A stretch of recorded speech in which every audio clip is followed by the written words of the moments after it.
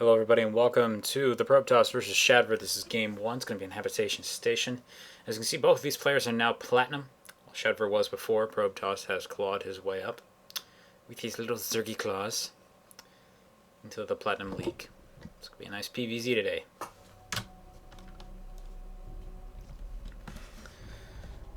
Let's go. Just going to see who's going to be the guy that loads last here. Probably going to be me because I'm circling. Circle, circle, circle, circle, circle, circle, circle, circle, circle, circle, circle, circle, circle, circle, circle.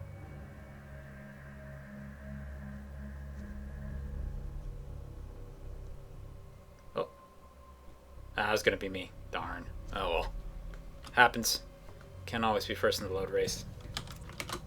In the top right of the map here on Habitation Station, it is our TheProbeToss.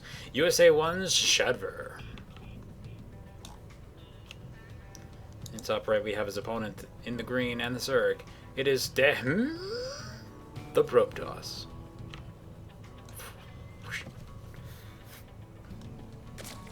So far, nothing particularly crazy going on.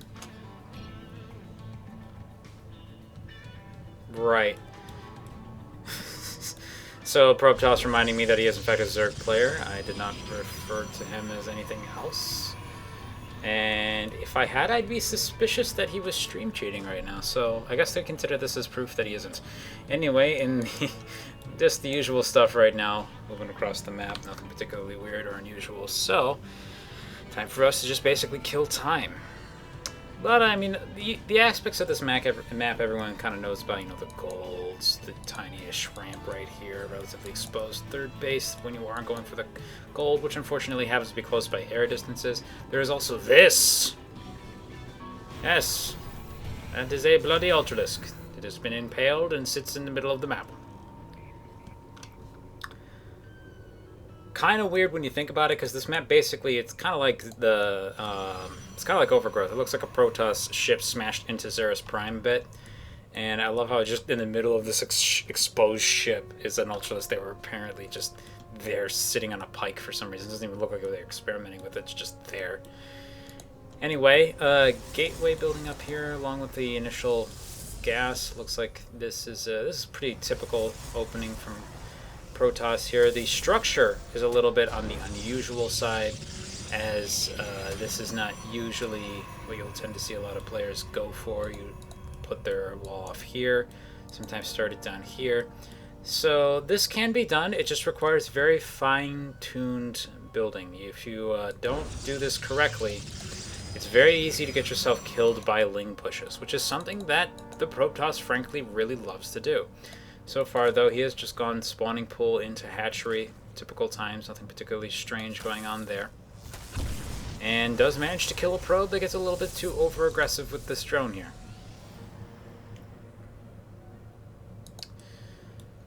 Corner boosting Stalker out to the front of the base. Getting gateway tech actually fairly fast for a PvZ game.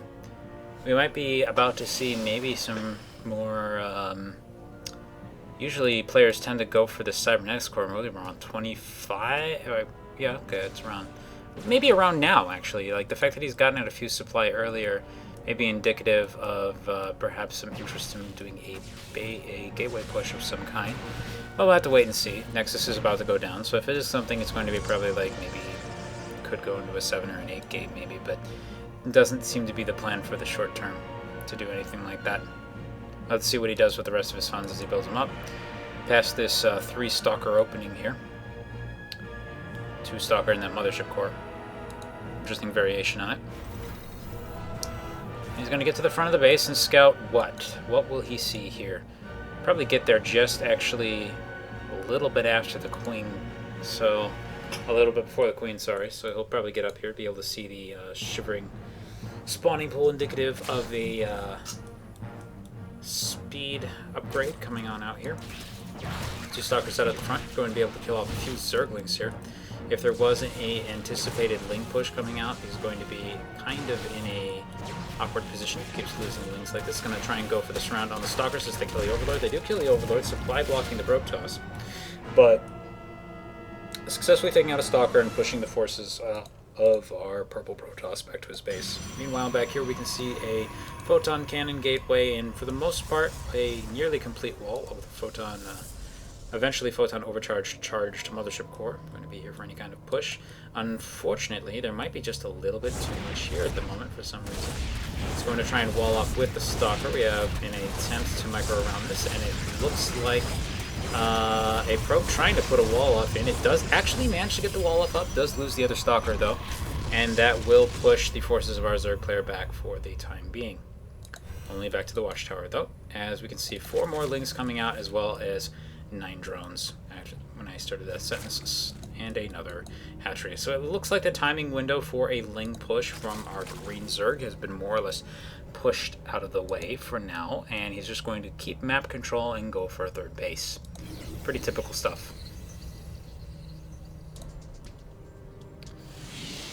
I think it was Life actually who, against a gateway expand, really would love to go for a very, very heavy Ling push on this map. We saw a D9 daily on this a little while ago, and if I remember right, the timing for that is very thin. If anything gets messed up, you lose an Overlord here, an Overlord there, you lose a couple Lings. The strength of the push overall goes down dramatically. So we may have, it may have been that ProbeToss did have that planned, but it didn't quite work out just because he had already kind of gotten his build messed up a little bit there. Third hatchery up, in a what I believe was a Roach Horn actually just appeared on the production chat for only a moment. Oh, it was finishing, that's why. Need to look up there more often. +1 ranged attacks coming up here, so the ProbeToss does not want to be hanging out on Lings for much longer. He's actually thinking about going up into Roaches. And for our Protoss player, we have Robotics Facility out, an Observer that's now on the map, and looks like we're building up maybe to a Robo play.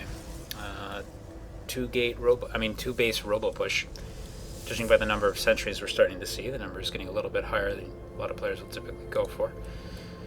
But trying to run to the front, Mothership Core giving adequate vision to see that these Lings are in fact hanging around. There's 1 or 2 I'll come up to the entrance here to check and see for any vulnerabilities. Doesn't see any, falls back, and continues saturating his base.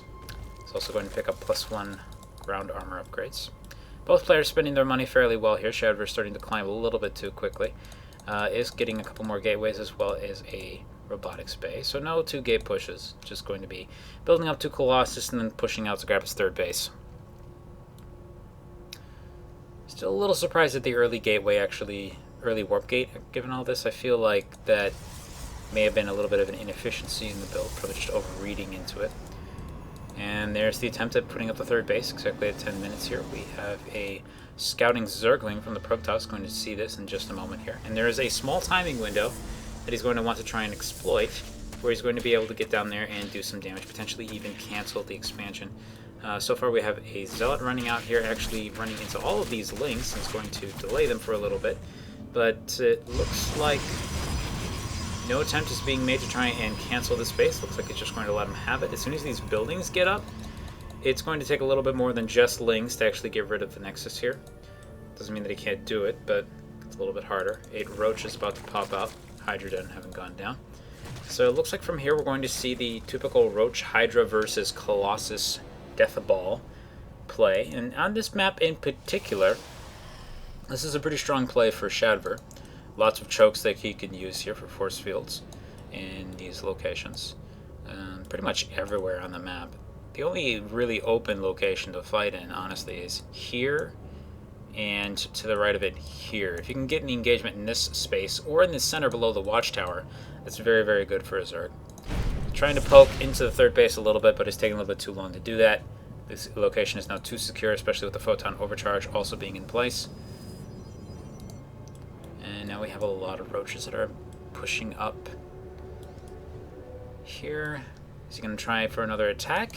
This can do a lot of damage if he's able to take out some of the sentries pretty quickly. If they get off a lot of force fields, he could lose quite a bit here, especially with that Photon Overcharge in place.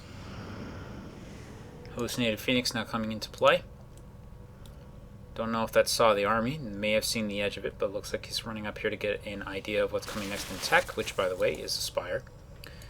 For the Protoss player, he's getting up to Colossus tech, and he's going to need a little bit more than just this to deal with potential mutalisk harassment. Army is clustered down to this location, so a mutalisk run by into the north would be a very, very effective play. But we'll see if it comes down to that. Hydra's now joining the mix. Add a lot of damage potential to our Zerg player. Not going for the mutalisk just yet, but having the Spire there, getting its upgrades and getting ready for a transition in the short term. Looks like it's going to move forward. Try and bait an engagement away from the Nexus. Not quite able to do it. Threatening to run up the ramp, or at least spread out against his opponent's forces. More Stalkers haven't been warped in, and he's now going to try and engage against this, and again try and pull him into the Photon Overcharge, but neither player really taking the bait. It's going to pick off one pylon right there, and there goes the engagement. Force fields have gone down pretty good locations over the most part, forcing a lot of the Roaches to just move around during this fight, but unfortunately there's a little bit too much here. The engagement positioning is extremely bad for the Protoss, and he loses the vast majority of his army, except for this one Colossus that just happens to be sitting on the ramp, and is getting very, very brave and now moving forward. Good warp-ins here along with Blink Stalkers, allowing the base to survive just a little bit longer, but now this Colossus is out and exposed.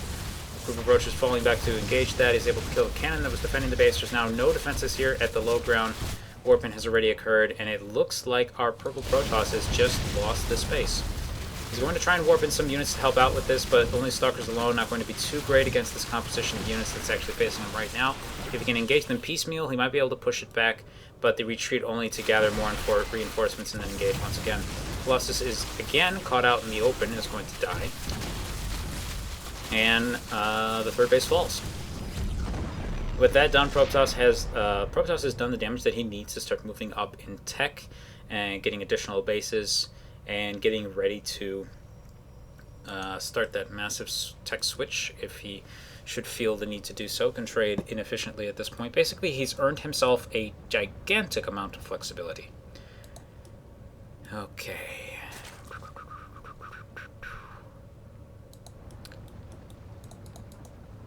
Decent creep spread from our Zerg player right now, though it could be a lot stronger.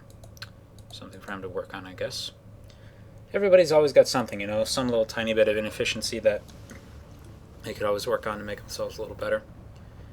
Big push of army units running out to the front here. They're going to engage against this little tiny Protoss ball, which is absolutely not going to be able to kill that. I think even with the best possible positioning, I feel like, yeah, he can't even stop the Roaches from engaging at melee range. They attack twice as quickly at that distance, and second Colossus comes down, gets annihilated by a chunk of the forces. He's able to keep this Colossus alive for a very long time. He's doing a lot of damage with it, but the more important thing is that he simply cannot keep the space. And without it, he can't keep up. GG.